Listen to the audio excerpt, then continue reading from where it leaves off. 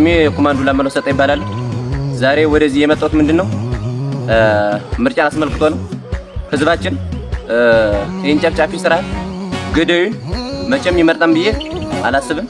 እዚህም ነው ለህዝቡ ማስጠንቀቂያ መልእክት ለወጣቱ፣ ለሽማግሌው፣ ለእናቶች፣ ለወንድሞች ምንድነው ምን ነገ ምርጫውን የአብይ ስርዓት በግድም በወድም ሊያስመርጥ ይችላል። ስለዚህ የኛ ህዝብ ባለበት ቁጭ ብሎ እንዳይወጣ ባለበት እንዲቀመጥ ሲል እናሳስባለን። ብልጥግና ገዳይ ነው። ብልጥግና ጨፍጫፊ ነው።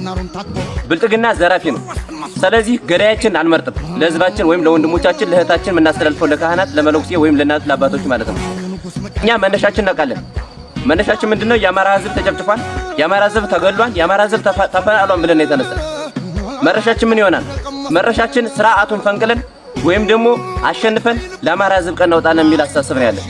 ስለዚህ ከወንድሞቻችን ጋር ሆነን ከህዝቦቻችን ጋር ሆነን ቁርጠኛ ስርዓት ለመስራት ቃል እንገባለን ማለት ነው። ስለዚህ ጨርሻለሁ። አመሰግናለሁ።